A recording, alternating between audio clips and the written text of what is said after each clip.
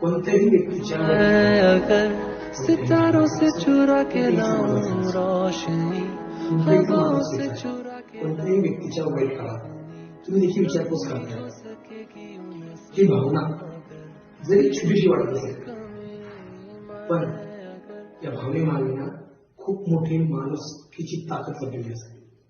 या जगात कोणाकडे वेळ नाही कोणाला विचारपूस करण्याची।